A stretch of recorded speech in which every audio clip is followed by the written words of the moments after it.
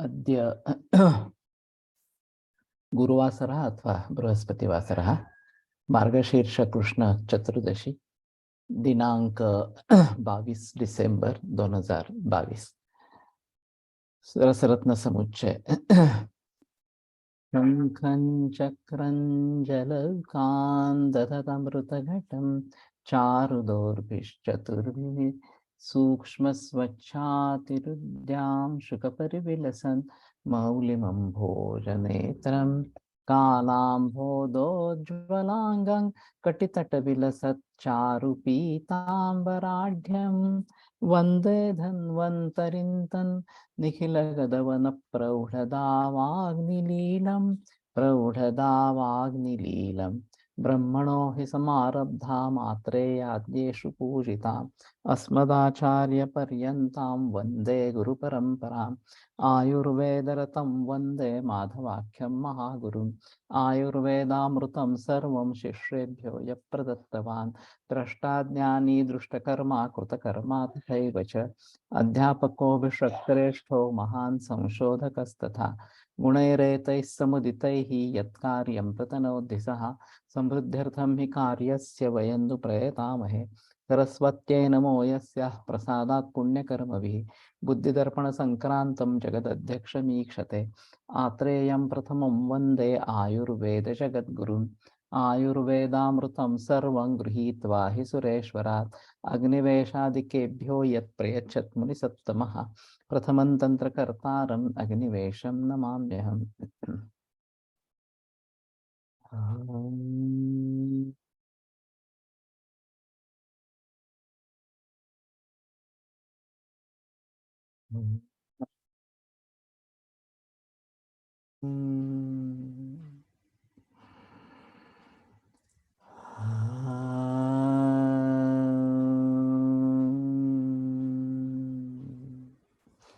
ओम शांति शांति शांति।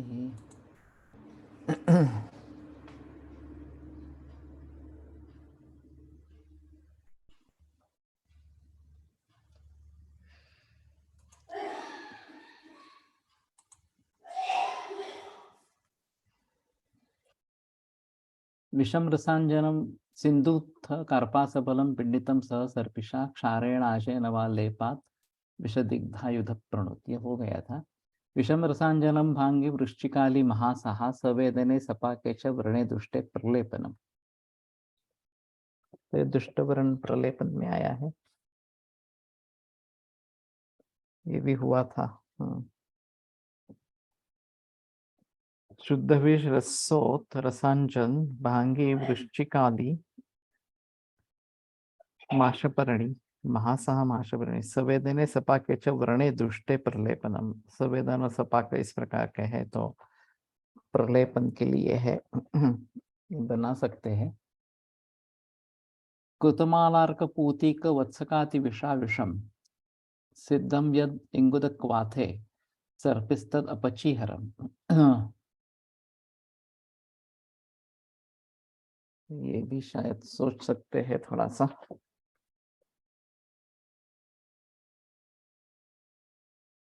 कृतमाल मंदार अर्क पूतिक करंज वत्सक कुड़ा अतिविषा और विष बचनाक।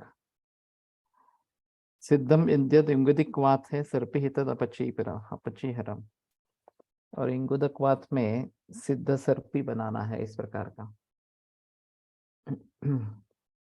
पीसकर कल्क बना ले, इस कल्क के साथ इंगुदी का क्वात मिलाकर कृत निर्माण विधि से अनुकार करते हुए यह अपची रोग को दूर करता है। तो शायद ये जहरीला है, आभ्यंतर बाह्य दोनों प्रकार से प्रयोग कर सकते हैं। और ये लिम्फेडिनोपैथी सर्वाइकल या नेक लिम्फेडिनोपैथी जब होती है तो शायद इसके बारे में सोच सकते हैं। काकादनी माकदिका नलिका तुंडिका फलैः जिमूत बीज कर्कोट विशाला कृत वेदनैः पाठान्वितैः पलार्धांशैः विषकर्षयुतैः पचेत् प्रस्थं करंज तैलस्य निर्गुण्डिस्वरसाढके तज्जयेत् अपचिं घोरां नावनाभ्यंगपानतः। थोड़ा बड़ा पाठ है। काकादनी या गुंजा, पीप, मागधिका, पिंपली, नली, नलिका, तुंडी, तिंबी, बिंबी, फलद, जीमूत, नागरमथा, बीज, कार्पास बीज,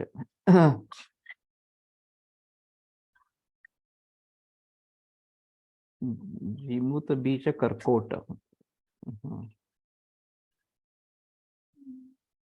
तुंडी का फल अलग किया है। जीमूत नागरमोथा, बीज कार्पास बीज, कर्कोट विशालाकृत वेदने, कर्कोट इंद्रायण, इंद्रवारणी, अमलतास कृत वेदना आरोग्य तथा पाठा।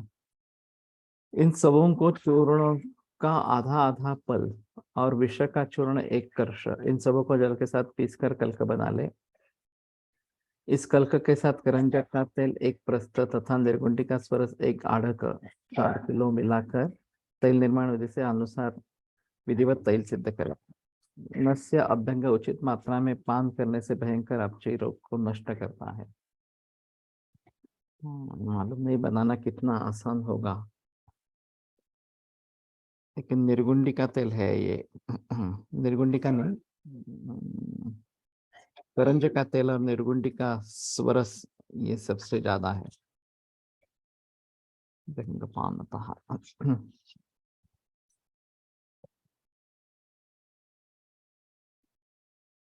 गुंजाटंकण शीघ्र मूल रजनी शंपाक भल्लातकाः स्नुह्यर्कग्निकर करंज सैन्य वचा कुष्ठा भया लांगलीः वर्षाभूषटभू शिरीष वरण व्योषाश्वमारा विषम गोमूत्रम शमयेत विलिप्तमपचिम ग्रंथार्बुदश्लीपदाम।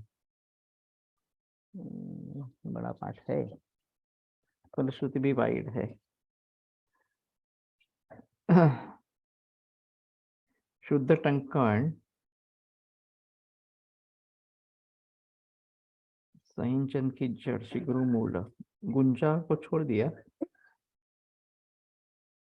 हल्दी, रजनी, चम्याक, अर्घवत, भल्लातक, स्नुहि, अर्क, अग्नि, करंच, सैंधव, वचा, कुष्ठ, अभया, लांगली, वर्षाभू, षठी, पुनर्नवल, कचूर, गंभारी, शिरीष वर्ण, व्योषा, सुमारा, विषम, वरुण के चाल, साउंड, मरीच, पीपर, व्योष, अश्वमार, कणेर, शुद्ध वत्सना, विष संभाग, इन सबों का चूर्ण बनाकर गौमूत्र के साथ 7 बार भावित कर ले। गोमूत्रम शवेद विलिप्तम अपचिम गो ग्रंथिर्बुदश्लीपदाम। इसका कल का प्रयोग करने से अपच रोग, ग्रंथि, अर्बुद तथा श्लीपद को नष्ट करता है। ये भल्ला तक है तो थोड़ा सोच समझ कर प्रयोग करना चाहिए, लेकिन अर्बुद भी फलश्रुति में वह है, ग्रंथि, अर्बुद, अपची। तो लिम्फेडिलोपैथी में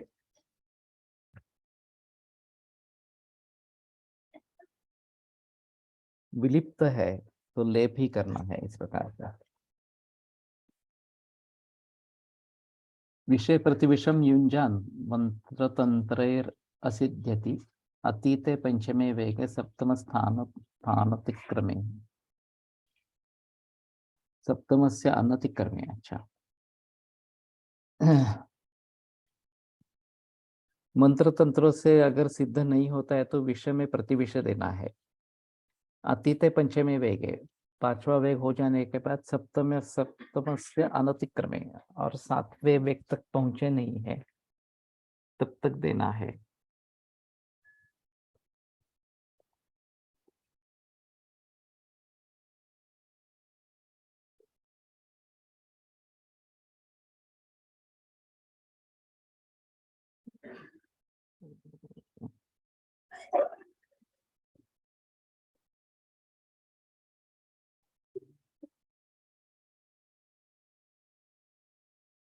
तो स्थावर विष में जांगम देना और जांगम विष में स्थावर देना ये प्रचलन में है।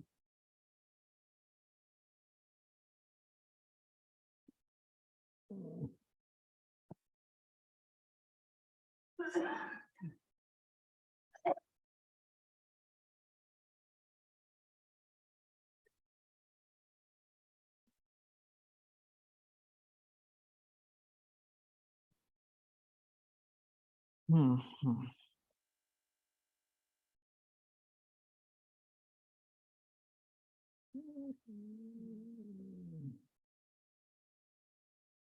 मिल नहीं रहा है ये श्लोक।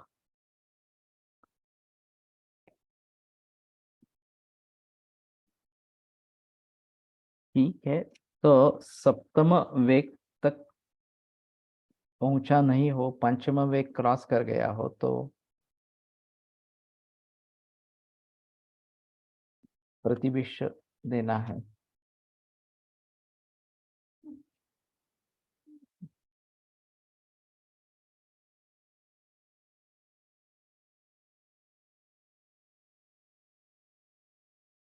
मिल गया।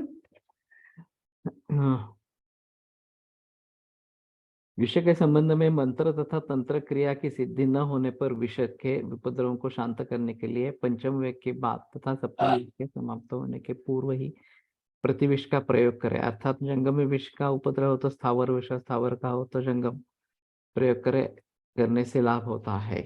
जैसे मैंने कहा वही है।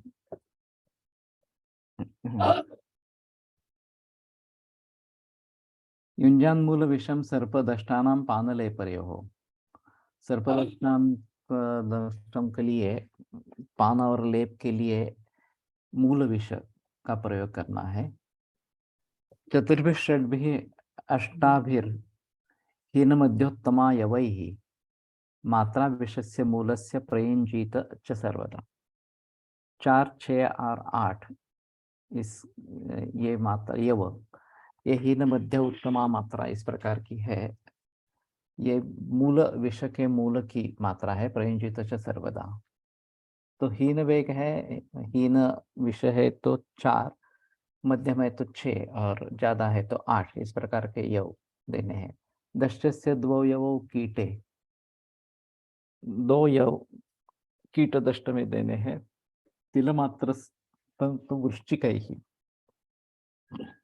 और वृश्चिक दंश होने पर केवल तिलमात्र देना है।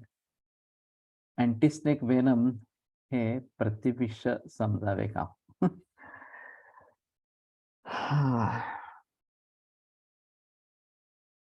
अभी इसके बारे में तो मुझे पता नहीं है। एंटीवेनम जो भी निकाला गया है इस प्रकार से, उसमें एक अहम मुद्दा यह है कि सभी प्रकार के जहरीले सर्पों को ध्यान में रखते हुए ये बनाया गया है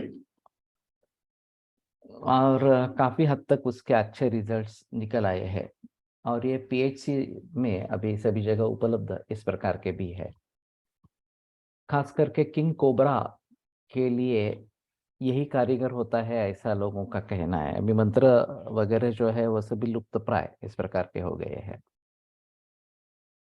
और ये इन्हीं सर्पों के विषों के द्वारा बनाए जाते हैं, ऐसा मैंने सुना है। अभी तो मुझे मालूम नहीं, हाफकिन इंस्टीट्यूट में ये सब चला था इस प्रकार का जो है वो। तो वो किस तरीके से बनाते हैं ये थोड़ा देखना पड़ेगा। और फिर ये प्राणिज विष का ही प्रयोग प्राणिज विष में कर रहे हैं अभी एलोपैथी में। अगर उसी से कुछ जहर बनाते हैं, मालूम नहीं है किस प्रकार से करते हैं। हमारे हिसाब में सर्पदंश के लिए स्थावर विष का प्रयोग होना जरूरी इस प्रकार का है, जहां पे जैसे कि यहाँ पे लिखा है। तो इसके पीछे लॉजिक क्या है? जब ये एंटीवेनम डेवलप किया गया तो उसके पीछे लॉजिक क्या है, ये थोड़ा देखना पड़ेगा। शायद गूगल में सर्च करके देखो, कुछ जानकारी मिले। नैर्दोक्स नैव तो असृक्स्थे पाने तु लूता दष्टस्य नेष्यते वृश्च्या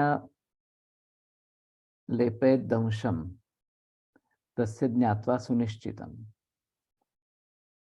नैव तो असृक्स्थे पाने, रक्तगत अगर विषय है तो पान में नहीं देना है। लूता दष्टस्य नेष्यते, और लूता दष्ट है तो उसमें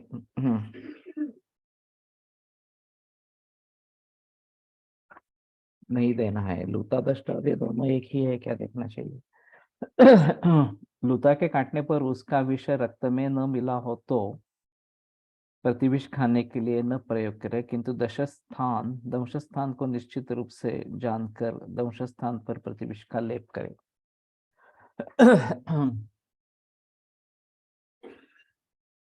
तो लूतादष्टस्य असृक्स्थे नैव पाने,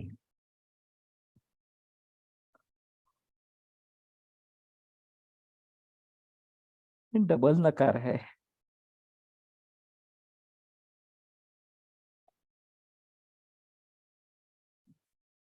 मेरे ख्याल में दोनों अलग अलग होने चाहिए। असृक में रखकर विष है तो पान में नहीं देना है, और लूता दष्ट के लिए भी नहीं देना है। दोनों अलग अलग होने चाहिए, ऐसा मुझे लगता है अभी।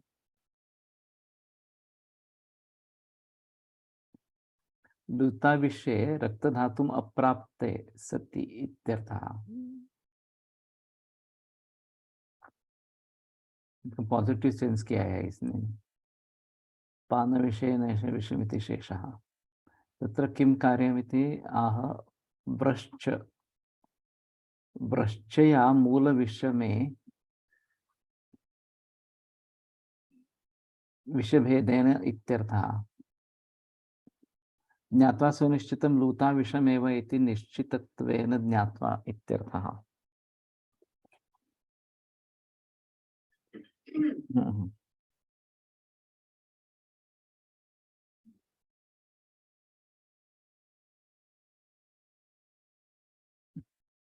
वत्सनाभयोग सर्व मेडिकल मध्ये सहज उपलब्ध करून ठेवला, आणि सर्पदंश झाल्याबरोबर हे औषध घ्यायचे असे समाजात प्रचलित करता आले तर अनेक मृत्यू टाळता येतील।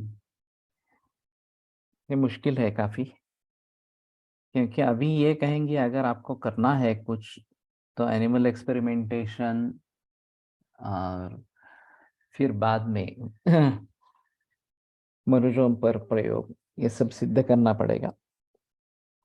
और जहर के बारे में ये काफी मुश्किल इस प्रकार का मामला है।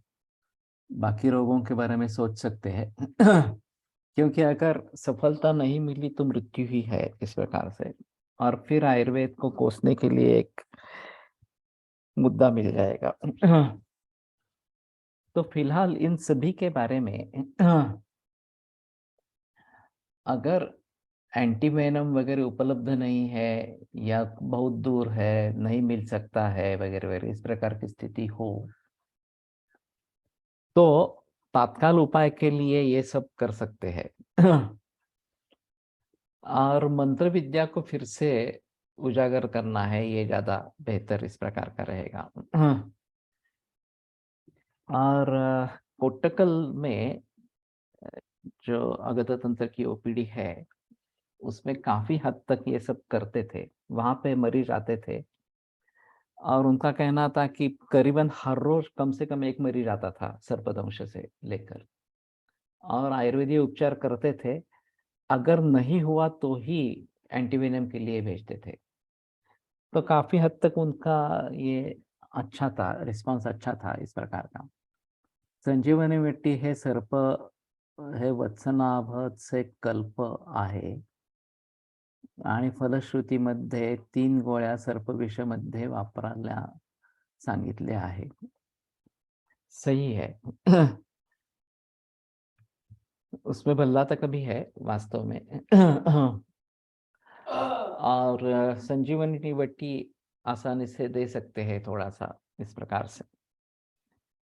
तो कम से कम ये घरों में या वहाँ पे केमिक्स के शॉप में अगर दूर दूर तक है तो संजीवनी रख रख सकते हैं और देने के लिए कह सकते हैं। जब तक दूसरी कोई मदद नहीं मिल जाए तब तक ये करना उचित होगा।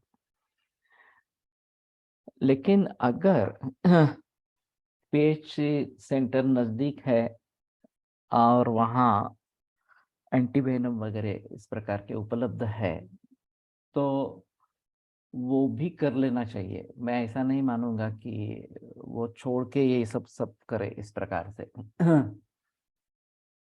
क्योंकि अंतिमतः वो एस्टेब्लिश्ड सिस्टम है और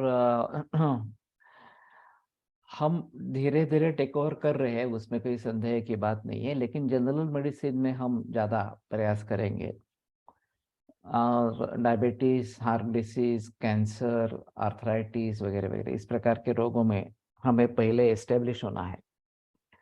और केवल सिम्टोमेटिक रिलीफ ही ट्रीटमेंट नहीं है, ये बात समाज तक पहुंचानी है, ये भी पहुंच नहीं रही है। लोग सिम्टोमेटिक रिलीफ को ही ट्रीटमेंट समझते हैं और ट्रीटमेंट की गई फायदा नहीं हुआ तो अभी मैकेनिकल सॉल्यूशन ढूंढने हैं इस प्रकार से सोचते हैं। तो हाँ, हो ती सर्पविषाची होती, त्याला वेणू वगैरे दिलं होतं मला वाटतं ना.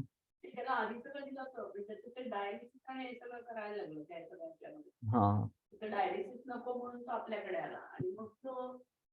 सर्पविषाची चिकित्सा करून तो बरा झाला. हमारे यहाँ केस हुई थी सातारा. सर्पदंश हुआ था, एंटीवेनम वगैरह सब लिया था। उसके बाद में किडनी फेलियर हो गया और वास्तव में मैं भी नहीं था, माधवी ने उसकी ट्रीटमेंट की थी एक्चुअली।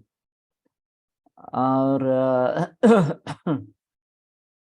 12 क्रिएटिनिन था उस समय में। डायलिसिस हुआ था एक बार और फिर आया और ये सर्पदंश के जरिए ही किडनी फेलियर हुआ है ये देखकर विशेषज्ञ चिकित्सा की गई, खास करके तांदुळजा की सब्जी का बड़ी पैमाने पर प्रयोग किया गया। क्रिएटिनिन बिल्कुल नॉर्मल पे आ गया और रोगी स्वस्थ हो गया।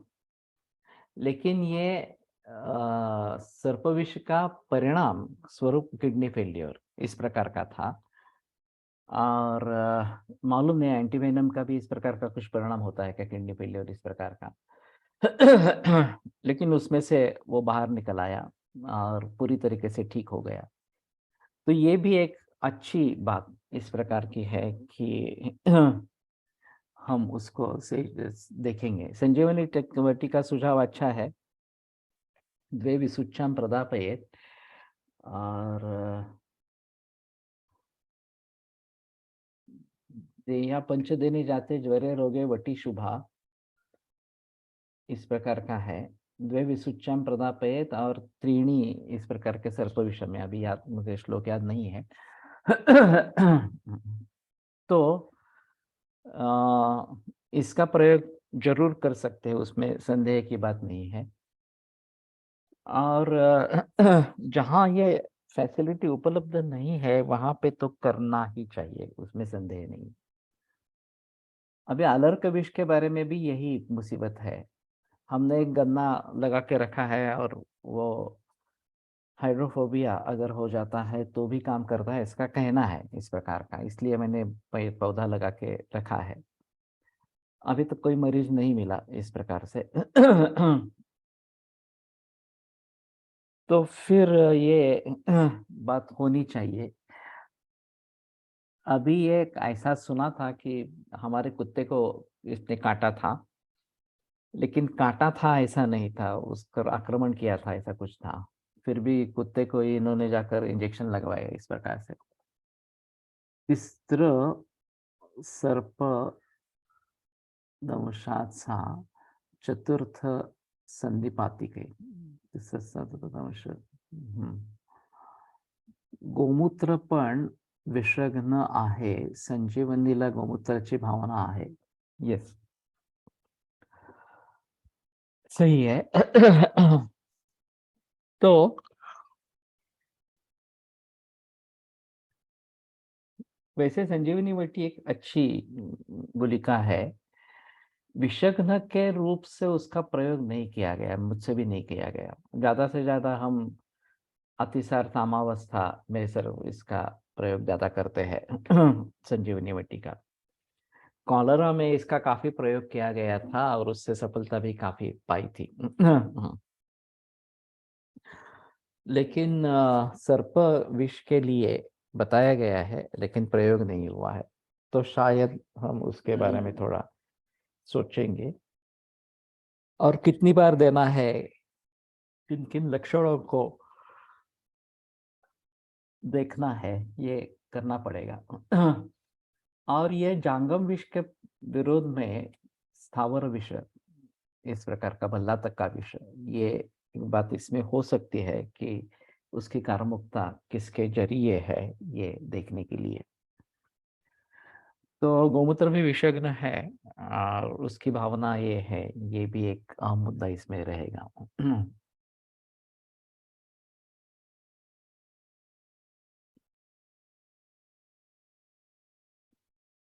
तो मुझे ये अश्रुस्थे पाने नहीं देना है। लूतादष्ट से नैष्ठ्यते, और लूतादष्ट में नहीं देना है। वृश्चालेपे दंशम तस्य ज्ञात्वा सुनिश्चित। तो वनस्पति जीव विष का लेप वहां पे लूतादष्ट है देखकर देना है। हमारे यहाँ लूता का इतना प्रभाव नहीं है। अफ्रीका में बड़ी बड़ी लुताएं है, मनुष्य जितनी बड़ी बड़ी लुताएं ये भी उसके जंगल में है। तो ये तो काफी खतरनाक होगा, इस प्रकार का तो लुता का विषय है वो काफी खतरनाक होगा। और शायद हमें आदिवासी वगैरह लोगों के जो उपचार है उसमें कुछ देखना पड़ेगा। लुता म्हणजे गोम का, नहीं नहीं, स्पाइडर। तो मकड़ी या स्पाइडर यानी कि लुता। हाँ, सप्तशतीतलाही कसा उपयोग करतो माहित नाही, पण रेफरन्स सप्तशती।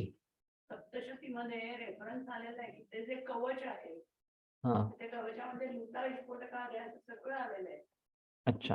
म्हणून काय होतं मला माहिती नाही। हम्म। सप्तशती के फलश्रुति में लूता वगैरह के विषय के बारे में कवचामध्ये कवचम बताया गया है। तो ये मंत्र शक्ति द्वारा काम करता होगा, ये इसमें संदेह की बात नहीं है। तो सप्तशती का अगर रेगुलर पाठ करते रहते हैं और मंत्र सिद्ध होता है तो ये बात हो सकती है। ये मैंने पहली बार सुना कि विष से इस प्रकार से संरक्षण होता है। तो थोड़े ध्यान में रखने की इस प्रकार की बात है। दुर्गा सप्तशती का, दुर्गा सप्तशती ना, दुर्गा सप्तशती वही। तो इस प्रकार की फलश्रुतियां ढूंढनी है जहां पे कहीं पे हो इस प्रकार से। तो थोड़ा पानी देगा क्या? क्षीरक्षौद्र हृतैर युक्तम पीतम हंति विषम विषम, ये भी अच्छा है। दूध, मद और घृत, इनके साथ पिया हुआ विष, अर्थात स्थावर के लिए, जांगम जांगम के लिए स्थावर, ये विष का नाश करता है। जंग में विषय। तो इसके साथ प्रयोग करना अच्छा इस प्रकार का रहेगा, घृत क्षीर क्षौद्र।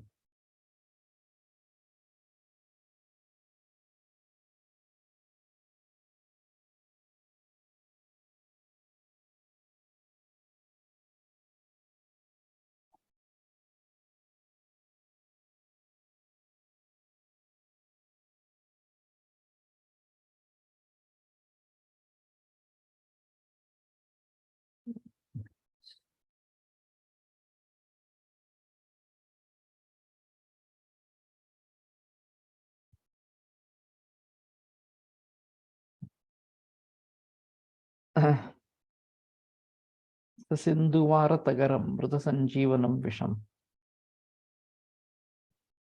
ये आगे वाला है। और ये अगर निर्गुंडी और तगर के साथ होता है तो मृत संजीवन है विष। निर्गुंडी के जड़ के चूर्ण, तगर का चूर्ण तथा वत्सना चूर्ण का संभार मिलाकर उचित मात्रा में घृत घृत दूध शहद मिलाकर सेवन करने से विष से मृत व्यक्ति को भी जीवित कर देता है। ये काफी महत्वपूर्ण है। वैसे सिंधुवार और ये तगर दोनों अवेलेबल है आसानी से। उसके साथ शुद्ध बचना, इस प्रकार का विष। तो ये आसान है काफी।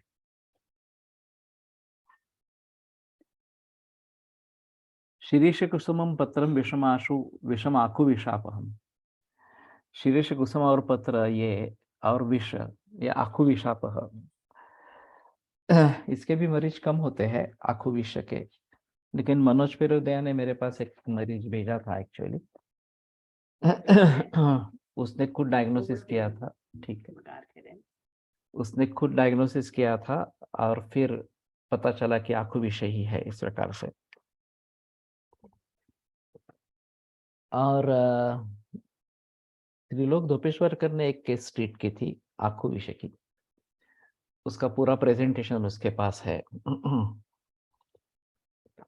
तो मूषक दंश हुआ था ये पता चला, और फिर वो काफी सूजन थी, काला नीला हो गया था और सड़ने लगा था।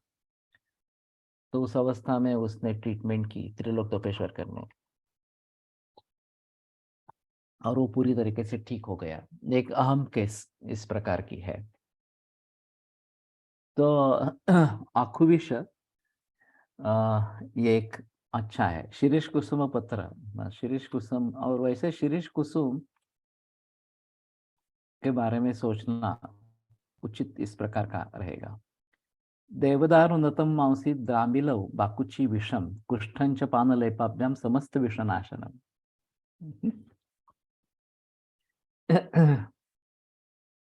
देवदालू, दाली और देवदारू है, देवदारू है। देवदार, तगर, जटामांसी, द्रामिली, फिटकरी या निर्विशी,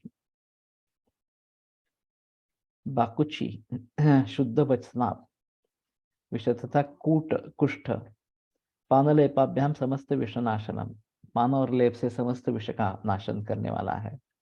द्रामिली, ये पहली बार मैंने शब्द सुना। तो ये तुरटी या एलम अगर ये है,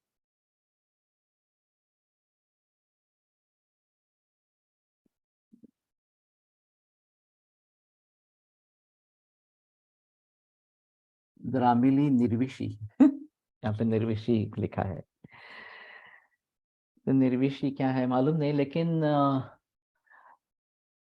ये जो तुरटी या एलम है, कांक्षी कषाया कटुकाम्ल कंठ्या केशावरणग्नि कचरंजनी च, और आगे है कुछ विषग्नि है। लेकिन एक गोशम तांबे का अजब अनुभव रहा है निश्चित रूप से। दशांग अगद मध्ये तगर आहे, खूप ठिकाणी वापरता येते दशांग, येतो दशांग अगद। दशांग अगद, दशांग लेप का तो मैंने प्रयोग किया है। दशांग अगद और लेप अलग है क्या, ये थोड़ा बताओ।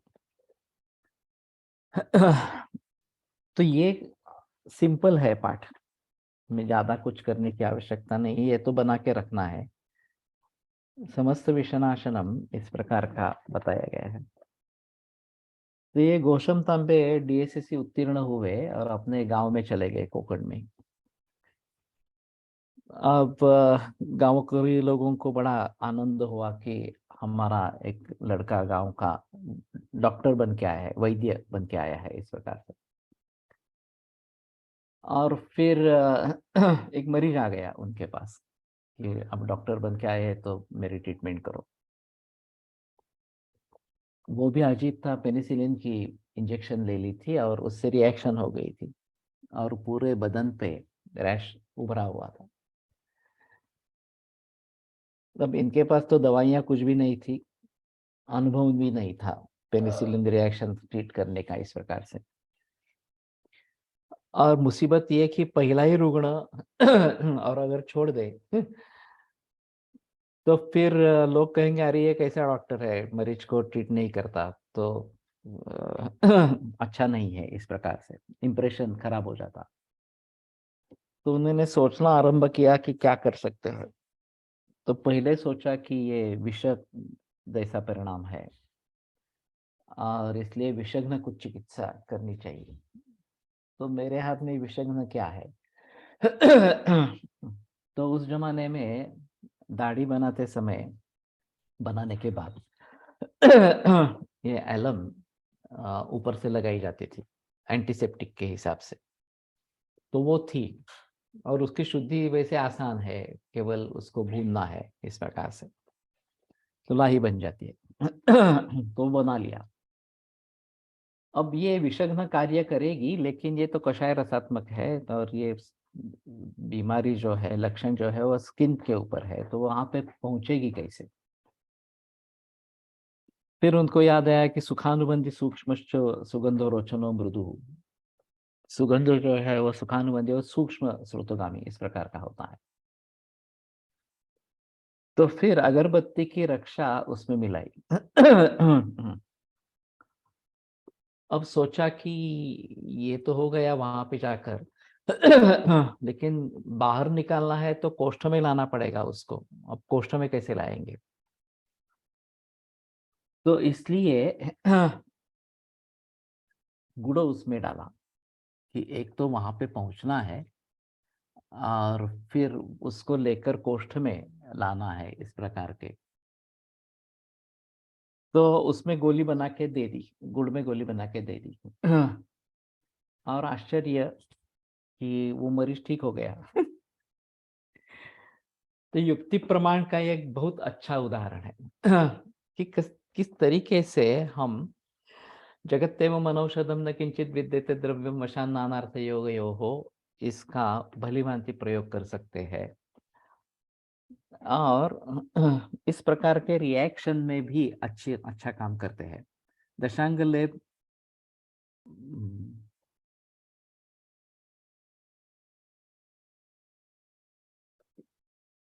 मानायचा होता मला, दशांग अगद आणि दशांग लेप दोन्ही वेगळे आहेत.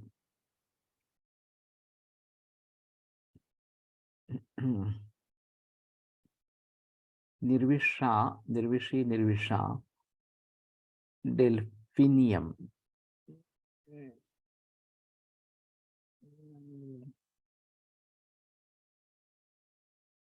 ये मिलती है क्या लेकिन? डेनुडातुम। ओके। इन्होंने तो फिटकरी अर्थ लिया है। तो ये एक अजीब इस प्रकार की बात है कि युक्ति प्रमाण से किस प्रकार से रिजल्ट्स मिल सकते हैं, या इसका एक अच्छा नमूना है। इसी सिलसिले में और भी एक उदाहरण बड़ा विचित्र है, गंभीर है। एक जाने माने वैद्य पंचकर्म में जिनकी प्रैक्टिस थी, शंकर सिंह गिरा से, उन्होंने अपना अनुभव बताया था कि वो तो बिल्कुल एक देहात में प्रैक्टिस करते थे। ऐसे ही गांव पहुंचे डिग्री मिलने के बाद, और वहाँ के पाटिल की पत्नी ट्रीटमेंट के लिए आई। उसको खांसी थी बहुत इस प्रकार से। अब इनको तो इनका कहना था उनको एलोपैथी भी नहीं आती थी, आयुर्वेद भी नहीं आता था। लेकिन पहली केस, और वो भी पाटिल की पत्नी, तो ये काफी संगीन मामला था। तो उनको मालूम था कि पेनिसिलिन अच्छा काम करता है, तो पेनिसिलिन का इंजेक्शन दे दिया। उसकी रैश आ गई, उसका रिएक्शन आ गई, और पूरे बदन में स्वेलिंग इस प्रकार की हो गई, सांस फूलने लगी। तो इनको ये भी मालूम नहीं था कि पेनिसिलिन की रिएक्शन को कैसे ट्रीट करना है इस प्रकार। तो एक वाक्य ध्यान में आया, जो किसी अध्यापक ने बताया था, कुछ अगर सूझे नहीं तो स्वर्ण सूच कर दे देना। तो इनने कहा कि ठीक है स्वर्ण सूचक दे दो। कैसे दे देंगे? तो अदरक का रस और शहद के साथ देना है, ऐसा बताया था। तो इन्होंने कहा कि अदरक का रस लेके आओ। स्वर्ण सूचक था उनके पास। तो अदरक का रस कितना देना है? वो एक ग्लास भर अदरक का रस लेके आए। इनको भी पता नहीं था। वो एक स्वर्ण सूचक की गोली और अदरक का रस और उसमें शहद डाल के पिलाया। फिर जोरदार वमन हुआ। और फिर कफ पित्त सब निकल गया और वो ठीक हो गई। काश से भी मुक्ति हो गई। केवल एलर्जी से मुक्ति हो गई, इस प्रकार से काश से भी मुक्ति हो गई। और लोगों को बड़ा अच्छा लगा। अरे पहले इंजेक्शन दिया, फिर ये अदरक का रस पिलाया और उल्टी हो गई और एकदम ठीक हो गई मरीज, इस प्रकार से। तो बाद में उन्होंने सोचा कि ये यादृच्छिक सिद्धि हो गई। मैंने कुछ किया और फायदा हो गया उसका, लेकिन ये सही नहीं है। फिर बाद में उन्होंने पंचकर्म का व्यवस्थित रूप से अध्ययन किया, उसकी प्रैक्टिकल की और वो अ, अच्छे प्रतितय चिकित्सक बन गए पंचकर्म के लिए। और दूसरा एक उनका कहना था कि राजयक्ष्मा टीबी अगर है, डायग्नोज टीबी है, कॉक्स, तो वो निस्संशय उसको ट्रीट करते थे। और 3 महीने में नॉर्मल हो गया, इस प्रकार का एक्सरे में दिखाते थे। तो ये बड़ी अजीब बात है, क्योंकि मैंने भी राजयक्ष्मा टीबी के पेशेंट ट्रीट करने की कोशिश की। काफी मुश्किल मामला इस प्रकार का है। वो केवल एक सूत्र आधार पर उन्होंने किया था। वासायाम विद्यमानायाम आशायाम जीवितस्य च रक्तपित्त क्षयिकासी के वर्धम अवसिदति। एक वासा के बारे में श्लोक है। तो उनका कहना था कि वासा का सभी तरीके से प्रयोग करना है। वासा चूर्ण, वासा घृत, वासा अवलेह, वासा स्वरस, जितने भी तरीके से आप वासा का प्रयोग बड़ी मात्रा में प्रयोग करना है, सिर्फ छोटी मात्रा में नहीं करना है, इस प्रकार से। और उन्होंने काफी, उनके पास रिकॉर्ड थे कि ट्रीटमेंट शुरू करने से एक्सरे का रिपोर्ट, ट्रीटमेंट होने के बाद एक्सरे का रिपोर्ट, इस प्रकार का। तो ये भी एक अच्छी बात इस प्रकार की है। अभी जो जो इन्फेक्शियस डिसीजेस है उन सभी में ये बड़ा मुद्दा हो सकता है। और जहां कंफर्म डायग्नोसिस इस प्रकार का है, चाहे मेनिंजाइटिस हो, चाहे टीबी हो, चाहे और कोई इस प्रकार का इन्फेक्शन हो, और एलोपैथी में उसके लिए दवाइयां है, मौजूद है, इस प्रकार से, तो हमारे पास टिकते नहीं है। ये सबसे अहम मुद्दा है। लेकिन राजयक्ष्मा के बारे में बलमांस क्षय इस प्रकार का है तो नहीं सिद्ध होता है हमारे हिसाब में, और एलोपैथी में होता है। ये अजीब बात है। अगर हमारे दृष्टि से ये ठीक नहीं होता है तो एलोपैथी में भी ठीक नहीं होना चाहिए। और बलमांस अच्छे है तो एकादश राजयक्ष्मा भी सिद्ध हो सकता है, ऐसे ग्रंथों का कहना है। अभी एक दूसरी बात ऐसी है कि ये इनोकुलेशंस, टीबी का इनोकुलेशंस बचपन से ही लिया जाता है, इस प्रकार से।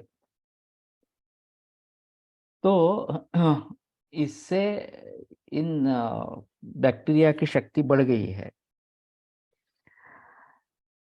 और फिर हमारी शक्ति कम होती जा रही है। तो ये एक अहम कारण इस प्रकार का होगा कि इन्फेक्शियस डिसीजेस में हम उतना अच्छा काम नहीं कर पा रहे हैं, और उसी के जरिए एलोपैथी अपना कार्यकरण भाव सिद्ध करके आगे बढ़ चुकी है, एस्टेब्लिश हो चुकी है, इस प्रकार से। तो हमें इसके बारे में कुछ सोचना चाहिए, एक इंटीग्रेटेड अप्रोच के रूप में। अभी जैसे एंटीवायरल, एंटीबैक्टीरियल वगैरह वगैरह ऐसे कुछ दवाइयां आ रही है, इन विट्रो सिद्ध कर रहे हैं, इस प्रकार से, पहले इन विवो और फिर इन विट्रो, इस प्रकार से। तो शायद उनकी सहायता ले सकते हैं। जैसे कि भूम्यामलक्य है, हेपेटाइटिस बी के लिए इन विट्रो स्टडीज हुए हैं। तो इस प्रकार से हमें थोड़ा सा देखना चाहिए कि इन्फेक्शियस डिसीजेस को कैसे कवर करेंगे। ये गांजूवीर के जरिए अभी ये मुद्दा फिर सामने आया। एंटीवायरल एक्टिविटी कोविड-19 के लिए सिद्ध हुई और फिर उसी के लिए सिर्फ है ऐसा नहीं है, HIV के लिए, हेपेटाइटिस बी के लिए भी अच्छा काम करता है गांजूवीर। ये बात ध्यान में आई। हमारे हिसाब में त्रिदोषज्ञ है और रसायन है, ये भी एक अहम मुद्दा है शालिपर्णी। लेकिन किस ढंग से काम करती है ये अलग अलग तरीके से पता लग सकता है और ये भी एक अहम मुद्दा हो सकता है कि ये एंटीवायरल के रूप में भी काम इस प्रकार से कर रही है। तो किससे निकले थे हम? देवदारु नतम मांसी दामिली बाकुची विषम कुष्ठंच पानलेपाभ्याम समस्त विषनाशनम। तो ये आसान है बनाने के लिए। दामिली के बारे में मालूम नहीं वो कैसे मिलती है नहीं मिलती है, लेकिन फिटकरी तो डाल सकते हैं, उसमें कोई संदेह की बात नहीं है।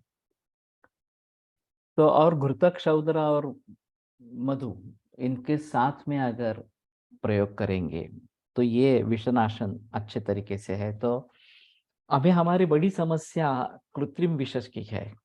अभी कृत्रिम विष का अभी तक यहाँ पे आया नहीं कुछ। केमिकल पेस्टिसाइड्स, फर्टिलाइजर्स से लेकर सभी एलोपैथी की दवाइयाँ कृत्रिम विष है। और इनसे कैसे निपटना है, इनको कैसे निपटना है, ये बड़ी समस्या इस प्रकार की है। और हम सभी को इसके लिए कुछ प्रयास करने हैं कि हमें अभी बीमारी नहीं है, लेकिन इन कृत्रिम विषयों से पूरे समाज को बीमारियां हो सकती है। तो उससे कैसे बचे। और खास करके कैंसर में केमोथेरेपी का रोल बहुत महत्वपूर्ण है एलोपैथी के हिसाब से। उसमें भी हमें सजग होकर उस कृत्रिम विष को दूर करने के लिए क्या करेंगे ये सोचना चाहिए। हमने दूषी विषारी आगत का प्रयोग शुरू किया है और इस सुवर्ण आदि जो विषय में है उसका भी प्रयोग शुरू कर दिया है। लेकिन शायद ये भी इसमें जोड़ देंगे। सर्व विषापह इस प्रकार के, और आसान है, ज्यादा डिफिकल्ट बात नहीं है। और उसी की भावनाएं देकर गुण प्रकर्ष भी कर सकते हैं। तो ये बात अच्छी तरीके से सिद्ध हो सकती है। और पान और लेप दोनों प्रकार से बताया है, तो शायद इसके बारे में थोड़ा सोचेंगे।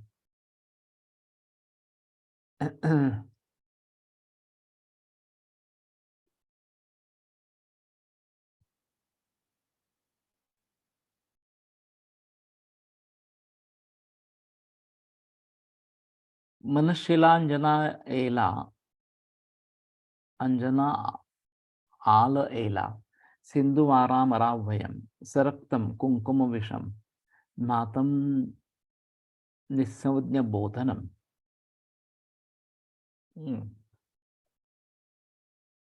रक्त का मतलब क्या है? मनशिल अंजन हरताल छोटी इलायची सिंधुवार निर्गुणी देवदारू लाल चंदन नागकेशर तथा विष कुंकुम इसका ने नागकेशर किया है, नागकेशर किया है और रक्त का रक्त चंदन किया है। नशा लेने से मूर्छित व्यक्ति भी होश में आ जाता है। ये तो बना सकते हैं। धमातम है, लेकिन नस्य करना है वो धमापन नस्य करना है। तो एक अंडाइन होता है। किसके लिए प्रयोग में एलोपैथी में लाया जाता है या शायद योग प्रक्रिया में प्रयोग में लाया जाता है।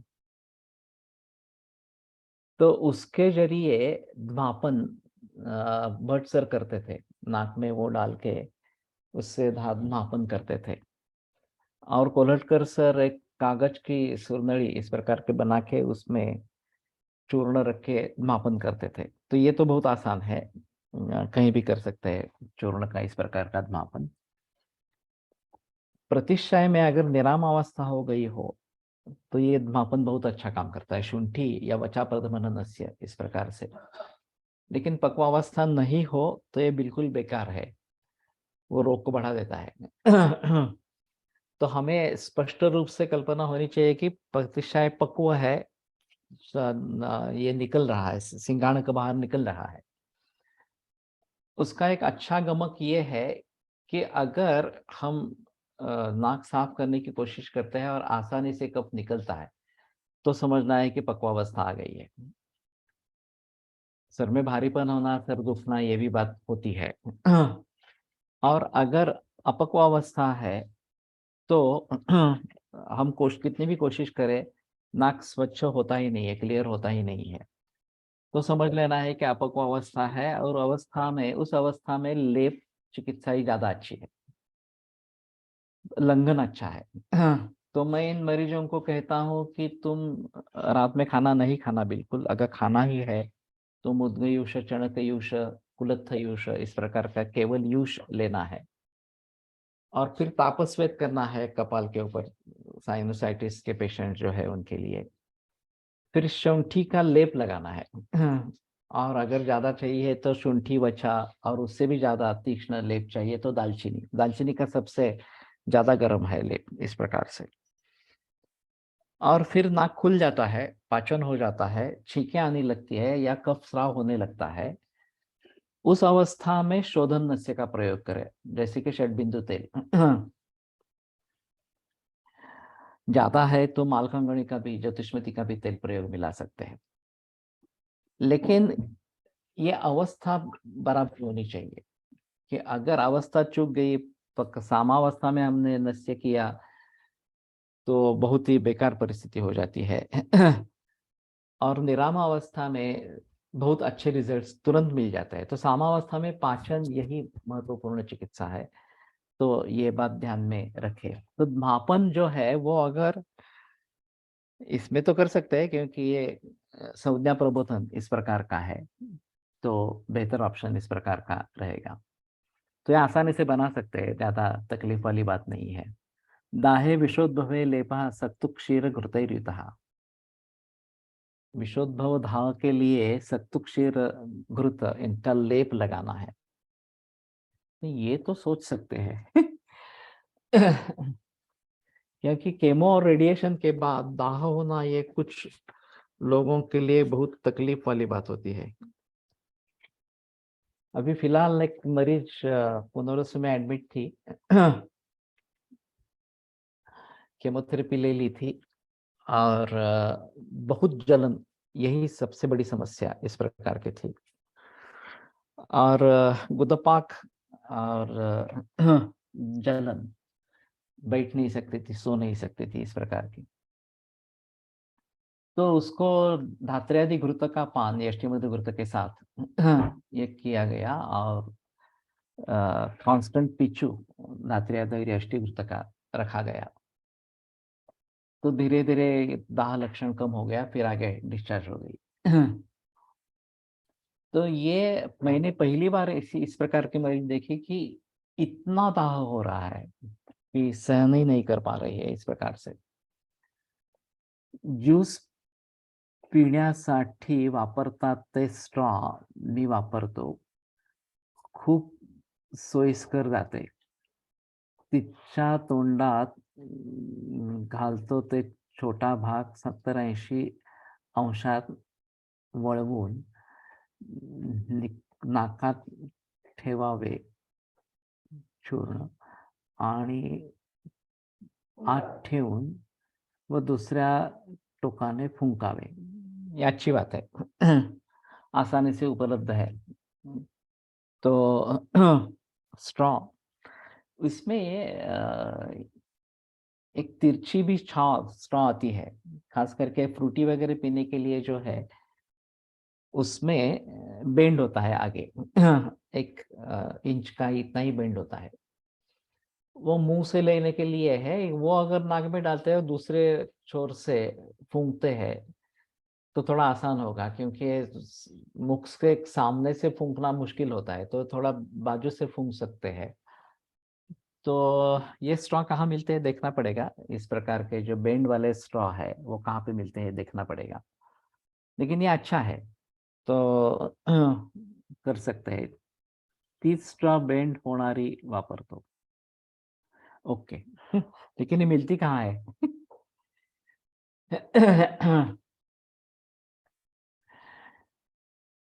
तो स्ट्रॉ अलग से मिलनी तो चाहिए, क्योंकि प्रचलन तो फ्रूटी वगैरह का काफी है, उस प्रकार के फ्रूट ड्रिंक्स का, और उसके साथ में आती है तो बनाई तो जाती है। ग्राहक पेट में शायद मिलेगी, मालूम नहीं मुझे, पुणे में। लेकिन तुम कहाँ से लेके आते हो? 100च्या पुड्या मिळतो स्टेशनरी दुकानात। ये तो और अजीब है। तो ठीक है। बेंडवाला स्टीलचे स्ट्रॉ आजकाल सहज मिळतात भांड्यांच्या दुकानात। ये भी अजीब है।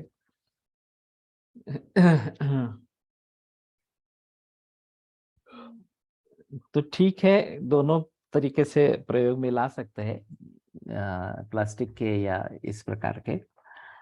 और अभी हमारे लिए क्या क्या फायदेमंद वस्तुएं है, ये थोड़ा देखना चाहिए। मुझे एक चिरूट मिला था, ये मैंने खरीदा, मेरे ख्याल में मलेशिया में या बैंकॉक में खरीदा, और काफी सस्ता था। तो उसमें ये रख के, वैसे उत्तर प्रदेश वगैरह में भी मिलना चाहिए, या पुणे में भी होगा, मालूम नहीं है इस प्रकार से।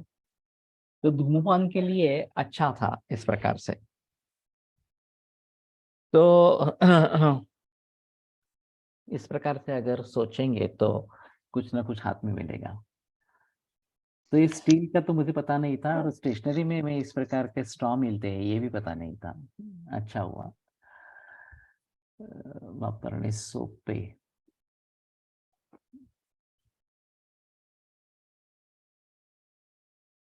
स्टीलची स्वच्छ करण्याचा उपद्व्याप राहील, सिंगल यूजची वापरणे सोपे। ये ठीक है, लेकिन अगर पर्यावरण की दृष्टि से देखें तो स्टील का प्रयोग करना ज्यादा अच्छा है। और पानी डालते तो स्वच्छ हो जाएगा, मुझे नहीं लगता कि पानी डालने से स्वच्छ हो जाएगा, तो प्रयोग कर सकते हैं। और पर्यावरण की दृष्टि से हम सभी को सोचना ही है, ये एक बहुत बड़ा मुद्दा है पर्यावरण का। और हमें कम से कम हम सजग रहकर क्या क्या कर सकते हैं ये सोचना है।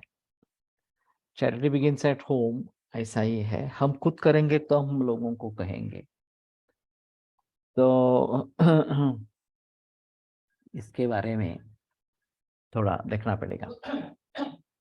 तो need is the mother of invention, ये जो बताया जाता है कि इस प्रकार की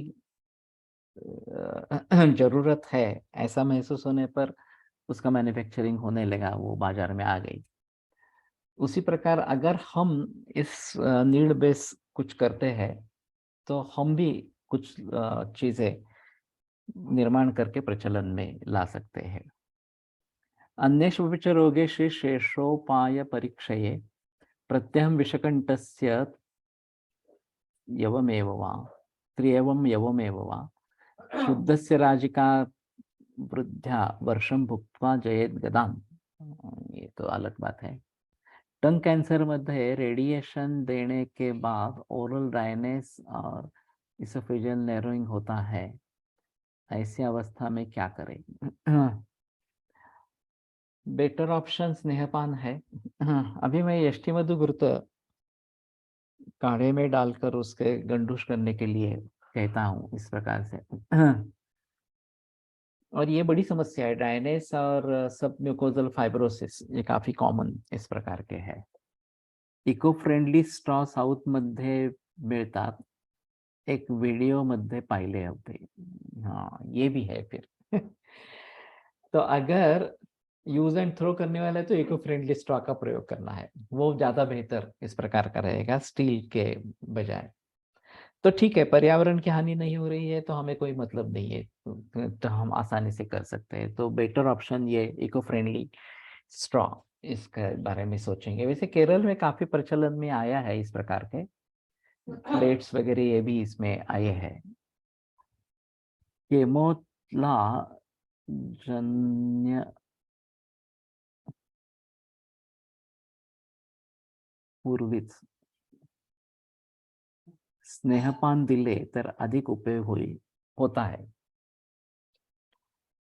दो कर सकते हैं, एक ये रक्त कल्याण का कृत का महाकल्याण का कृत का पान और फिर केमो देना, और बाद में फिर से करना बीच में, इस प्रकार से मुस्तादियापन का भी इसमें फायदा होता है पहले और पश्चात देने से। लेकिन ये मेरे यहाँ प्रचलन में नहीं आ सका। तो स्नेहपान के बारे में कर सकते थे एक्चुअली, छूट गया फिर से।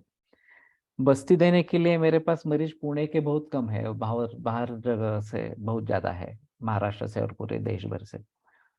तो ये मुश्किल है, लेकिन स्नेहपान कर सकते हैं। तो थोड़ा देखेंगे उसके बारे में, फिर से आरंभ करें इस प्रकार से।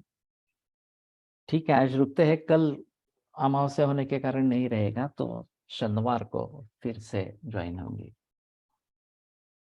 आयुर्वेद प्रकांड निगदित इह हि शल्यतंत्र प्रधानः शिष्येभ्यः शाश्वतो यन्निखिल जन कृपा व्याप्त चित्तेन येन आयुर्वेदस्य वाञ्छन् पुनरपि भुवने ताञ्च सुष्ठु प्रतिष्ठां श्रेष्ठं धन्वन्तरिं तं प्रणमति च सदा वैद्यवर्गो हि नूनम् वैद्यवर्गो हि नूनम।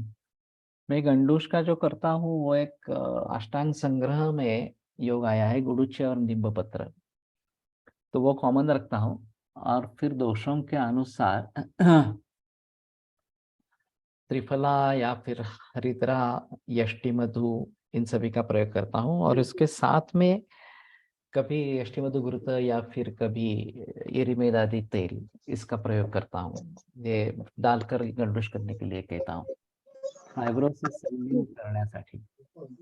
ये काफी मुश्किल है समस्या, थोड़ी सी, थोड़ा मेद योग के बारे में थोड़ा सोचना पड़ेगा फाइब्रोसिस रिलीज करने के लिए। तो कनेक्टिव टिश्यू का इशू है।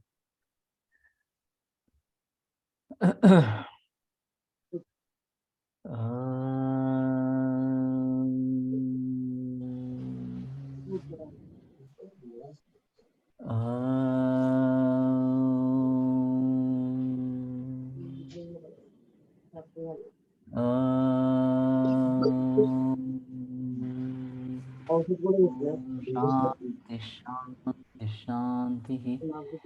विरम्यते व्याख्यानव्यापारात् परश्वः पुनरपि मिलिष्यामः।